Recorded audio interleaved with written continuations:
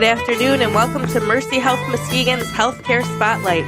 Each week, Mercy Health will cover important topics that help you be more informed and involved in your healthcare decisions. We believe that carefully listening to you and encouraging you to take an active role in your healthcare is just as important as having access to our specialists who use the latest technology. At Mercy Health, we offer compassionate care, award-winning expertise, and the latest technology in an inclusive, faith-based setting that honors the sacredness and dignity of every person. At Mercy Health, it's not either or, it's all of these and more. It's Mercy Health. I'm your host, Erin Patrick, Regional Manager of PR and Communications with Mercy Health, and today's topic is a special update on the new Mercy Health Medical Center. So if you're listening right now in Muskegon, chances are you could be hearing us right now on your motorcycle because bike time is in full swing. Please take our advice and do a drive-by at 1500 East Sherman because there you'll find the shell of what will eventually be the most state-of-the-art healthcare facility in West Michigan. And we are lucky because it is right in our backyard. Joining us today are the experts on this project, Lon Morrison, Senior Director of Facilities for Mercy Health, and Amy Sullivan, Senior Project Manager for Christman Co. Welcome, both of you. Thank you for coming. Thank you. Good afternoon. So for those community members or summer tourists that we've got buzzing around this weekend that might not know we have a huge construction project going on, Lon, would you give us the big picture overview of what we're working on over on the Sherman campus? I certainly will. If you haven't driven by, it's pretty hard to miss. We're about 10 stories high with steel now of a pretty major construction project that's going to add about 350,000 square feet to our Sherman campus facility. So we're pretty excited about what's going on there. Right now, what you're seeing is a lot of structural steel that is the bones of the building that will hold it all up. And so it's exciting to see. The last time I was here, it was shortly after our groundbreaking, and we were just moving dirt around and anticipating a lot of steel, and we had it sitting in a steel yard somewhere.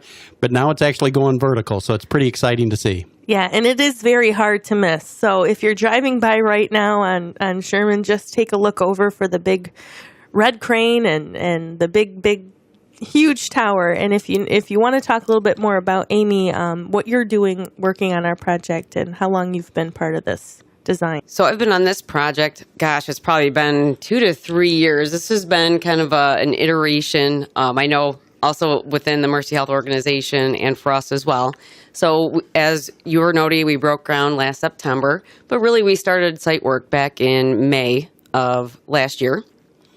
So this is a long-standing project, and we consider a couple more years here, and we'll finally be out of your hair and give you your new building. Well, Amy's pretty modest. Amy is responsible from the Christman Company for coordinating all the activities that are going on as the main project manager for the project. And so we have right now probably only a handful of contractors on site. But when we get to the full amount of contractors, she's got a pretty big job. We'll probably have 18 to 24 contractors on site, and coordinating all that work is just amazing, and she's doing a stellar job. So she's being very modest. Yeah, and I know because I've been on site with both of you, and just to watch the activity that's going on between the machinery that's driving through, our number one goal, which is keeping patients safe in that environment, and then all of the staff and vendors and yellow vests and construction hats that you're seeing, in addition to, the regular business that's happening with patient care at our hospital now. So how is the new tower going to tie in with the current hospital that we have? So we have a connector that it sits in between the buildings. It's a smaller portion, but we decided to set the large main patient tower away from the building to respect the existing building and respect the architecture. But that allows us then to very elegantly touch the existing building and create connection corridors, and that's where all of our vertical transportation will take place, and it also helps to simplify the wayfinding in the building. So what kind of progress has been made so far? So we broke ground in September. Can you kind of take us through the general phases of the project that we've completed so far? Sure, I'll take this one since I live it every day. We are complete now with foundations. That'd be for the entire new tower footprint. We've gone vertical up to the 10th floor with the new bed tower. We are now kind of dropping down and filling out that front portion, which is the south side, which will be your garden and first floor with steel. That should be done here shortly. Actually, this is a really great time. It's kind of a pivotal moment is we're getting a lot more trades on board. So this is pretty exciting. So what is it for our listeners? What does trades on board mean? So it's our trade contractors. So all of our different trades obviously do different things. So we have a foundation contractor that does concrete. We'll have a different contractor, of course, that does steel. We have another concrete contractor doing slab on deck, which will be your floors that you're walking on. Also, if you drive by, you'll see that the exterior framing is going up. And that really kicks off the next part, which are the metal panels that will be starting on the north side of the building. So it'll be a little bit hidden from people driving by. But that's actually what starts our full enclosure of the building. So it's a key moment in time where we see a lot of exterior progress, which means as we're coming close to winter, that is extremely important to us. Right. So right now you can see a lot of things happening. Once that metal exterior design, I guess, encloses the shell of what we see now, people are going to start driving by going, well, it kind of looks the same. It doesn't look like much is going on, but that's because you guys are going to move all your work inside, right? And what kind of stuff do you work on once everything's enclosed? Absolutely. It's going to look exciting for a little bit longer, like you mentioned, and then it's going to get very boring during the cold, dreary, snowy part of the year. So we will be doing interior work, which will be mechanical, electrical, and plumbing. We'll be doing drywall, studs, and all the fit-out portions of work that you typically don't obviously see from the outside. So flooring, casework, things like that. So all like the fun design, where you're actually seeing things, walls, technology come together. Absolutely. A lot of what we're doing right now is things that you'll really never see in the end state. Right. So all this will be hidden. A little bit later, you'll see all the finishes, which everyone will see when they walk through the front door or the side door and be able to experience. So one thing I did want to ask Amy about is we talk about enclosing the building, which is putting the exterior skin on the building. And there's going to be a point in time where our building is going to be kind of an interesting color. Could you elaborate on that a little bit, Amy, and tell us why we're going to see a different color than what the final product would be? Absolutely. This is a great topic. I was joking that actually the building will be like a light green. And I told a few people that when people drive by and you see a green building, we said, well, hey, we're going to be green. We're going to be LEED certified. That's our building. That's the stamp. That's it. That's how you can tell. Yeah. That's what you get. You get a green building.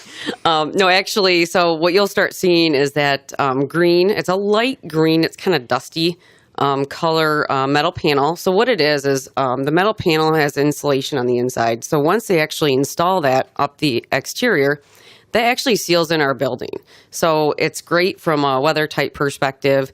Obviously, we have windows to put in for that full, but we'll be able to go all around the building with that light green panel material, which gives us our enclosure for winter, and then allows us to come back at a later date with the correct color panels, which will be varying shades of white and a dark brown.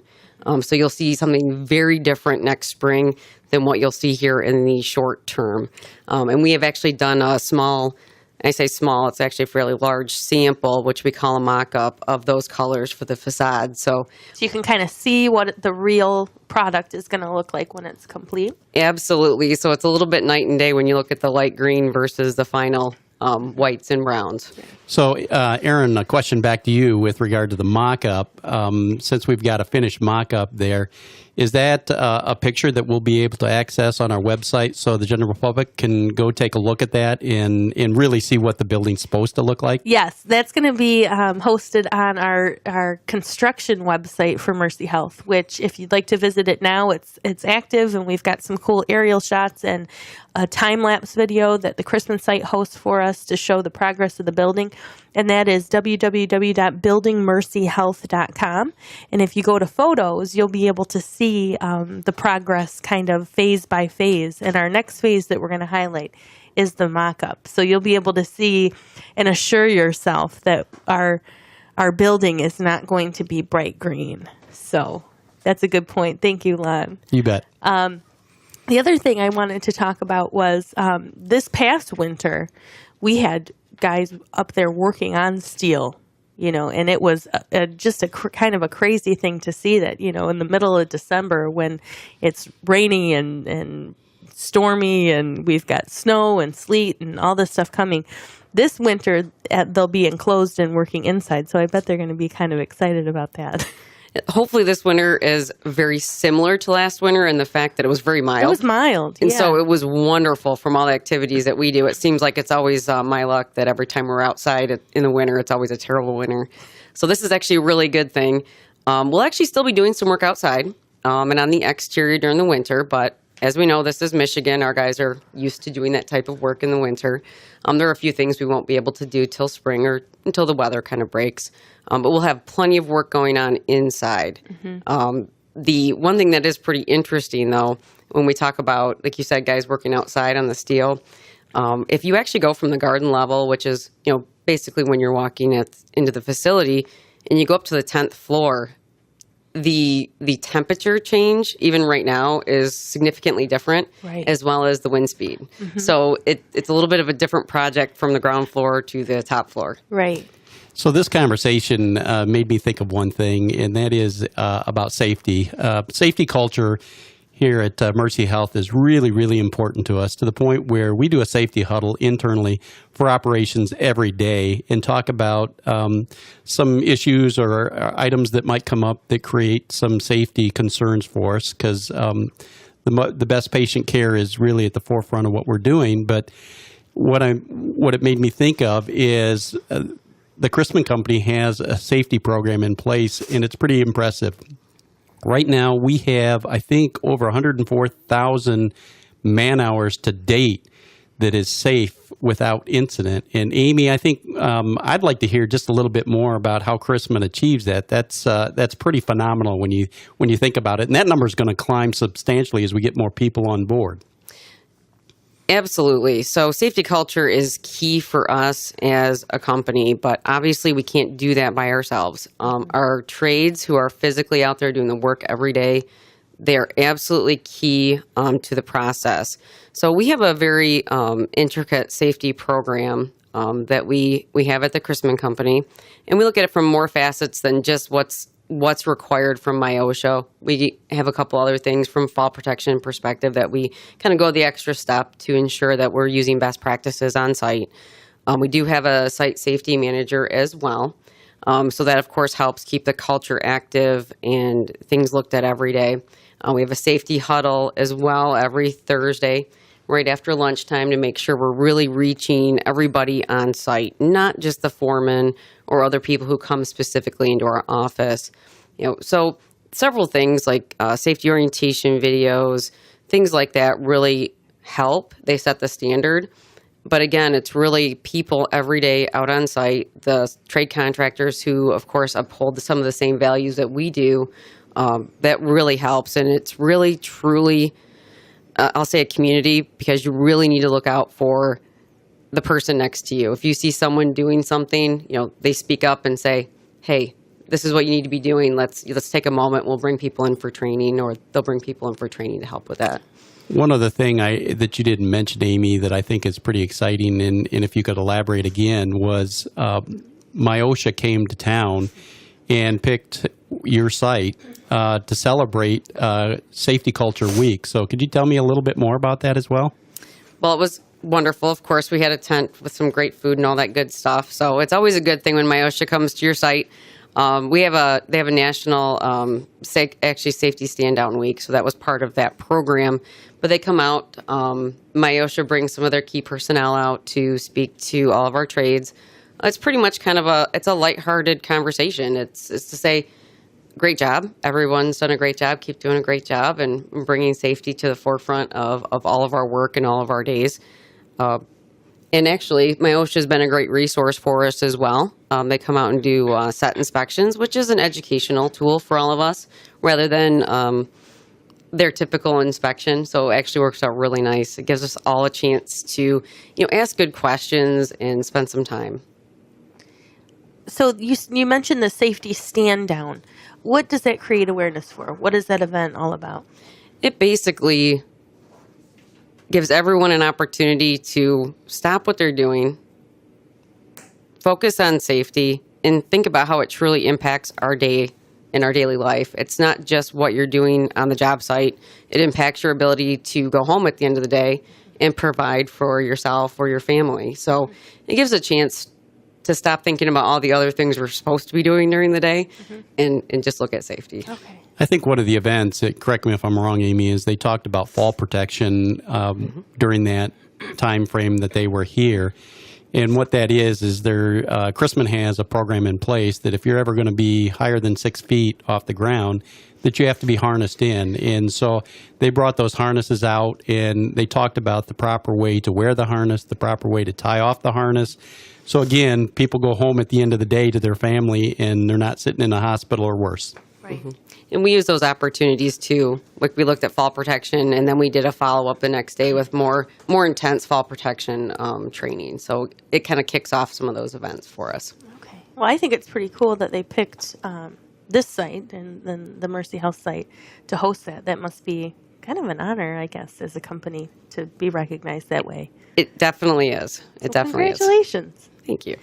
I want to talk a little bit about the exterior. I love design. I'm not a designer, but I got a chance to see and feel the exterior samples of what's going to be going on that people are going to see eventually what the final building will look like. So can you tell us how that was selected? How'd you come up on the colors? How did they bring in West Michigan as part of that design? So maybe I can field this one, Amy. It goes back several months, actually well before we ever put a shovel in the ground. We had design meetings, and our designers, HGA, actually took us out to the lakeshore.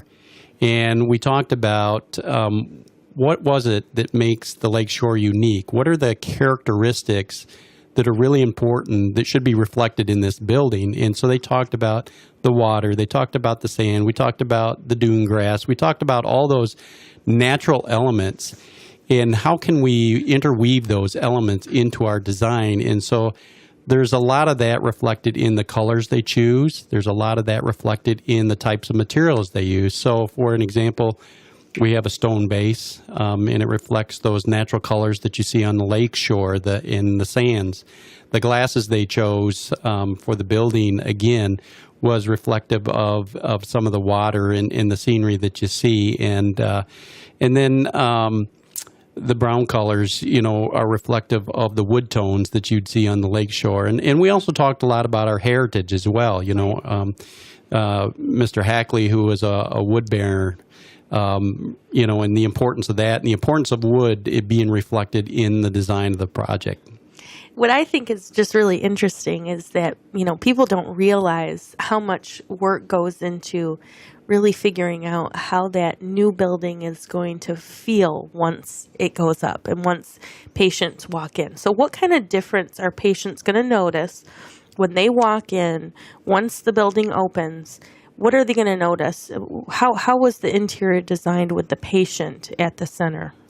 Well, I think that's a several faceted answer. I think the first thing is the palette of colors that we chose are very pleasing and put people at ease and make them very relaxed. So the colors as they come in and as they experience the facility should put them at ease. And all of us well know that when you're dealing with a health issue, you're always on edge. And so anything that we can do to put them at ease is always good. The second piece of that is to get them to their destination very quickly. So wayfinding in the building is very, very simple.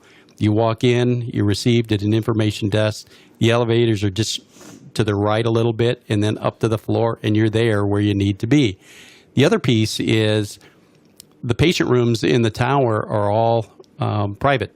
That's a big deal. That is a very big deal. And that is, of course, the trend across the United States. But it's really important for a lot of different reasons. You create a healing environment. People heal quicker when they're by themselves. And then there's always some of the things that we did in the room is had a very large window that they could look out to nature. There's studies out there that show that when you're able to look at nature, that you have a tendency to heal faster and you think about other things instead of what you're in the hospital for. Mm-hmm. The room also provides ample opportunity for your loved ones to be there and support you in the way that you are needed to be supported for your healing process. And then the way the room is laid out, putting the toilet room in the correct location so you have direct line of sight and you can see it and it's very close, and so it reduces the opportunity for trips and falls and secondary issues for your visit. Mm-hmm. But then finally, we're bringing all the services to the patient. Instead of the patient going everywhere else, everything comes to them. So you're not, as a patient, having to be wheeled around from this floor to that floor to the front of the hospital, the back of the hospital. Talk a little bit more about that. Well, everything that we did on the patient room floors, we set it up in such a way that a typical patient floor is 30 beds, but we broke those down into smaller neighborhoods. We call them 10-bed neighborhoods. And basically, everything that's needed for the caregivers as well as the patient is in that neighborhood. And so it reduces the amount of travel time, not only that the caregivers have to give, but the physicians and their travel time. So we can be much more efficient with our care that we're giving to our patients. And then, of course, we're bringing everything to them. So any of the supplies, they're right there in the fingertips of the nurses and the doctors to give care to those patients. And everything's just very, very closely related and functions in a smaller fashion. So if I'm a family member of someone who is in the hospital for an overnight stay or possibly longer, what am I going to notice in the room that's going to, some of those accommodations, like you had said, that make me feel more comfortable as a family member who is there visiting someone? I would say the first thing you probably are going to notice is the room's going to feel more like a very well-appointed hotel versus a hospital room.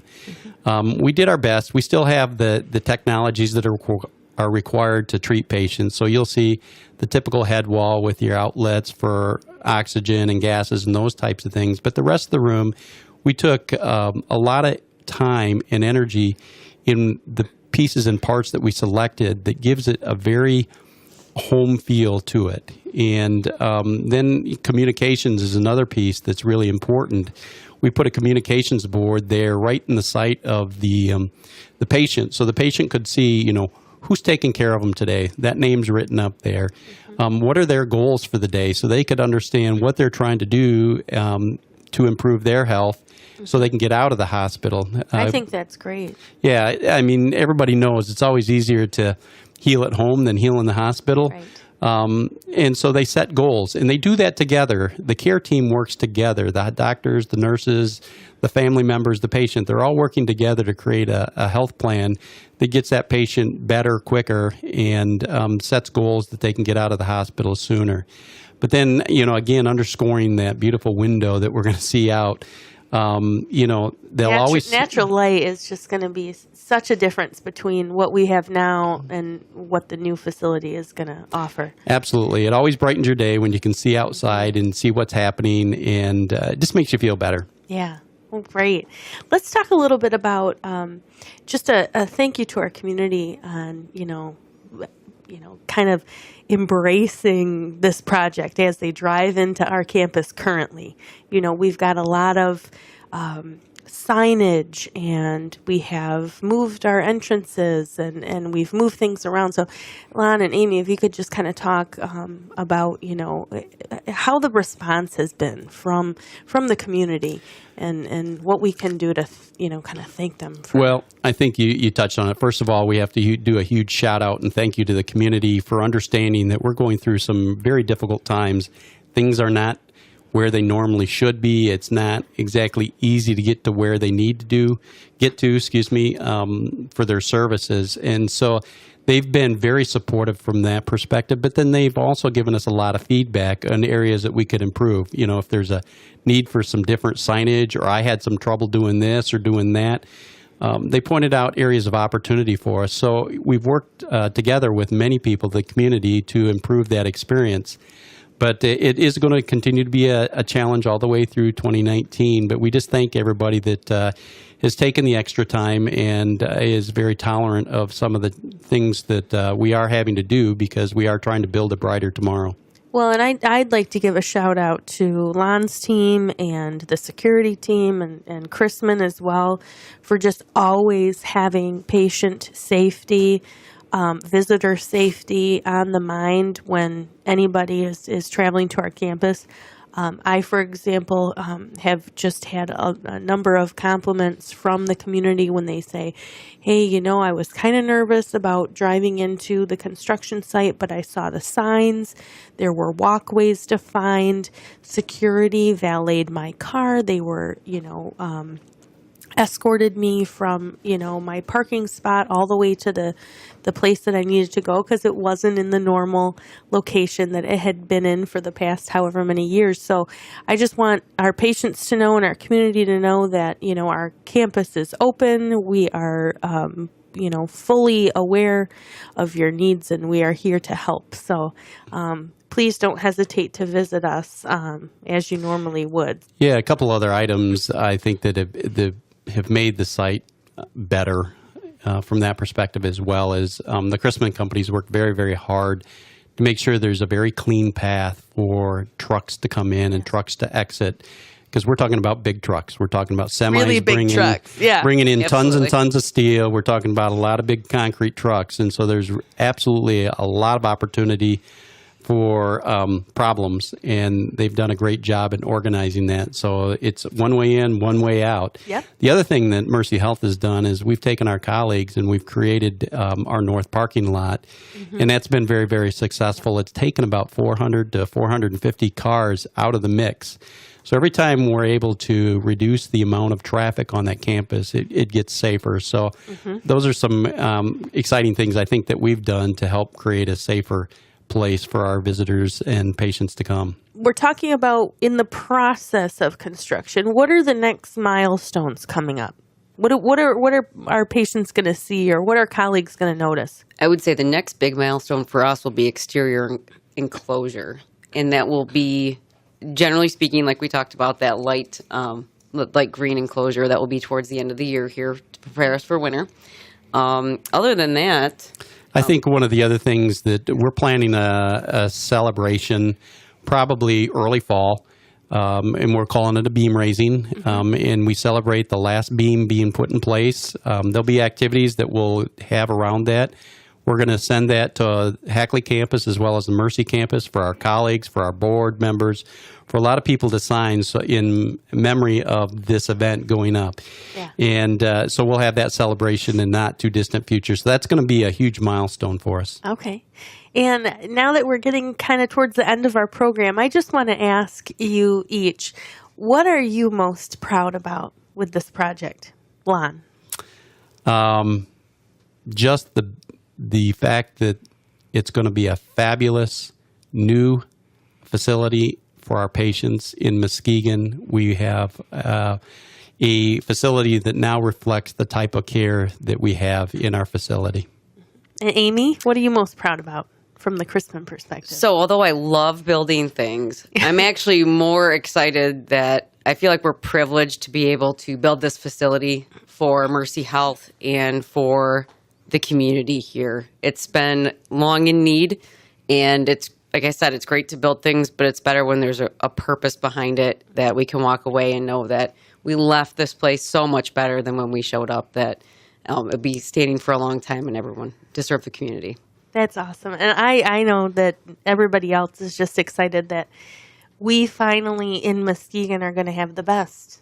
It's been years and years of patients thinking that they had to travel, distances to receive this high-tech, state-of-the-art service, and we're going to have it right here. And that's exciting to me. And all services consolidated in one location. No more you go to Hackley for this and Mercy for this. We're going to have all your services in one spot. So there's going to be another radio show coming up where we'll talk a little bit more about that. But this is just our middle update, and we will welcome you both back here in the near future. So thank you so much for coming, Lon Morrison, who's our Senior Director of Facilities, and Amy Sullivan, who is a Senior Project Manager for Christman. Thank you so much for coming. Thank you for having us. Listeners, thank you for tuning into our program today. Today's broadcast has been brought to you by Mercy Health Muskegon. Make sure to visit mercyhealth.com for more information regarding your health and what we're doing to support our community. At Mercy Health, we offer compassionate care, award-winning expertise, and the latest technology in an inclusive, faith-based setting that honors the sacredness and dignity of every person. At Mercy Health, it's not either or, it's all of these and more. It's Mercy Health.